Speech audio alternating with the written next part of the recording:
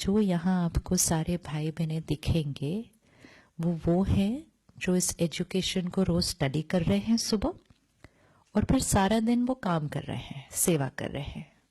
It's not कि वो सारा दिन बैठ के मेडिटेशन कर रहे हैं, नहीं। इट इज नॉट कि वो सारा दिन सिर्फ ज्ञान सुन रहे हैं। सुबह का 1 घंटा अपने लिए और सारा दिन बहुत सारी सेवा, जिसको दुनिया की रीति से अगर हम कहें तो हम कहेंगे सारा दिन बहुत सारा काम, कि इतने मेहमान आ रहे हैं, उनका ध्यान रख रहे हैं, खाना बन रहा है, डाइनिंग हॉल चल रहा है, ट्रांसपोर्ट हो रही है, बाकी कैंपस तो है ही जिसको मेंटेन करना है। और इस सब को करने वाले जो हैं वो यूथ है, राइट? वो यूथ है, वो है, they are not being paid for what they are doing. There is nobody who is taking charge of whether you're doing your work or you're not doing your work. There is no hierarchy. And yet you will experience that things are only happening on their own. And ये एक जीवन जीने का तरीका है कि जहां लोग हमसे काम करवा नहीं रहे, जहां हम खुद अपनी स्व इच्छा से वो कर रहे हैं, एंड मोस्ट इंपॉर्टेंट है सब कुछ करते हुए हम मन से लाइट हैं।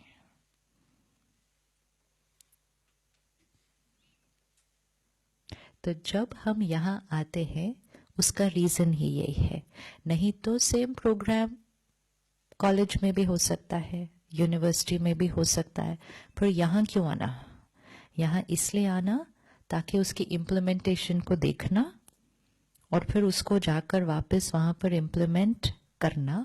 बिकॉज अगर हम उसको वहां करते हैं तो वो थियोरी में ठीक लगता है, हाँ अच्छी बात है, लेकिन ये होगा कैसे, या ये करना तो बहुत मुश्किल है।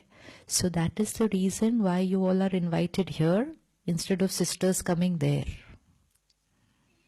डिफरेंस हो गया ना? तो थियोरी के साथ साथ प्रैक्टिकल भी। अब आपको आए हुए तो आधा पौना घंटा ही हुआ होगा या 1 घंटा ही हुआ होगा। वाइब्रेशन में कुछ फर्क लग रहा है? लग रहा है ना? अब ये जो वाइब्रेशन है ये स्टडी के लिए कितनी अच्छी है ना? स्टडी करना है हमने, हम स्कूल में हैं, कॉलेज में हैं, हमें पढ़ना है। आज हर स्टूडेंट की एक कॉमन कंप्लेन, बाकी तो जो अलग अलग, लेकिन हर एक ये कहता है मुझसे कंसंट्रेट नहीं हो रहा। कंसंट्रेट क्यों नहीं हो रहा? मतलब मन बहुत ज्यादा, ये जो मन बहुत ज्यादा ऐसे ऐसे चलता है, इसमें वातावरण का भी बहुत बड़ा कारण है। क्योंकि जिस एनवायरनमेंट में हम रह रहे हैं उसकी वाइब्रेशन का असर भी हमारे ऊपर पड़ेगा ही। अब एनवायरनमेंट की वाइब्रेशन में स्थिरता कम है इस टाइम, क्योंकि हम सबके मन थोड़े से ऐसे ऐसे हैं। अब हम सबके मन वाइब्रेशन बनाते हैं शहर के, तो शहर के वाइब्रेशन भी ऐसे ऐसे हैं। उसमें वो बच्चे हैं तो उनका मन भी कैसा है, तो ऐसे ऐसे है। तो वो पढ़ने बैठेंगे तो भी कैसे होंगे, ऐसे ऐसे होंगे। तो फिर वो क्या कहेंगे, हमारे से कंसंट्रेट नहीं होता। तो हमें उनको एक ऐसा एनवायरनमेंट बना के देना है जहां कंसंट्रेट करना ना पड़े, लेकिन वो अपने आप हो जाए। विच मीन्स जहां माइंड को शांत करना ना पड़े, लेकिन एनवायरनमेंट आपको वो वाइब्रेशन दे जो आपका माइंड शांत हो जाए। लेकिन वो एनवायरनमेंट बनाएगा कौन? बनाएंगे, बना सकते हैं। अब ये कैंपस कोई शहर से बाहर तो नहीं है। गेट में एंटर करो अलग वाइब्रेशन है, बाहर जाओ तो अलग वाइब्रेशन है। तो ये वाइब्रेशन किसने क्रिएट किया? ये वाइब्रेशन किसने क्रिएट किया? हमने किया। तो हम इसको कहीं भी कर सकते हैं, इसको कहीं भी कर सकते हैं। This vibration can be created anywhere, anywhere. So we create the vibration and then we have to live in that vibration. आज हमने ही हलचल का वाइब्रेशन क्रिएट किया, अब हम ही उसमें रह रहे हैं और हम रहकर और हलचल में आ रहे हैं and now we don't know from where to get that peace again. And फिर जब वो हलचल का असर इतना होने लग जाता है मन के ऊपर, तो फिर जो हम कई बातें आजकल सुनते हैं कि स्टूडेंट लाइफ में भी कोई बच्चे ऐसे भी कर सकते हैं, ऐसा भी कोई कर सकता है क्या? तो क्यों ऐसा कर रहे हैं वो? और अगर हमें उनको बचाना है और ऐसा फिर से होने से बचाना है तो हमारी जिम्मेवारी क्या? फिर क्या करेंगे?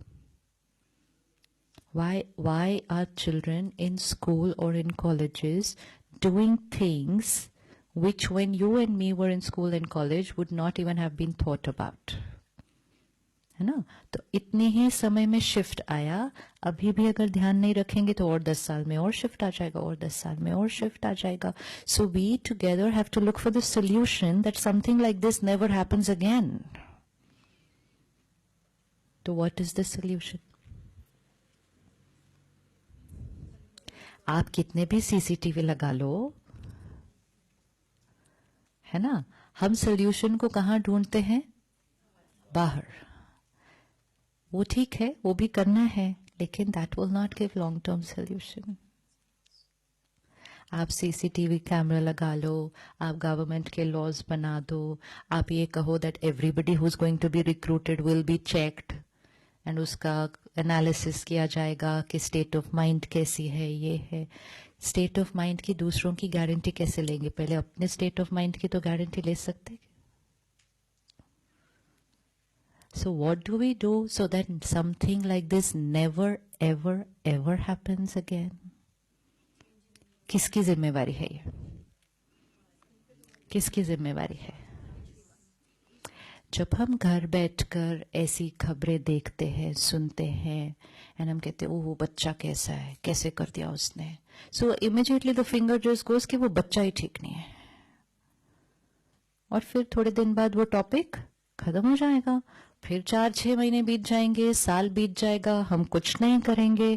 थोड़े दिन के बाद एक और न्यूज आएगी, फिर हम थोड़े दिन वो न्यूज को सुनेंगे, हम कहेंगे वो बच्चा ऐसा है, फिर खत्म कर देंगे. फिर एंड चीजें धीरे धीरे क्या होती जाएंगी? डिक्लाइन होती जाएगी. मैंने सोल्यूशन को एड्रेस नहीं किया. आप एक सेकेंड साक्षी होकर सिर्फ चेक करो, क्या एक बच्चे के मन की स्थिति पर ऐसा हुआ होगा जो एक बच्चा ऐसा कुछ करने का सोच सकता है? क्या कारण बना होगा? क्या क्या कारण है, ताकि उस सारे कारण को फिर क्या किया जाए? एड्रेस किया जाए और निवारण किया जाए. Not only while it's in the news. Once it's off the news, it's off everybody's mind and everyone has forgotten and we are going back to our same way of living.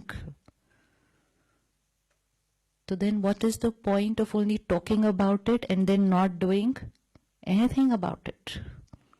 अगर कोई उसको ऐसे कर्म को implement करता है, it means बहुत सारे ऐसे लोग हैं जिनके मन पे तो है ही वैसी वाली सोच. तो वो सब हमारी जिम्मेवारी फिर बनेगी ना.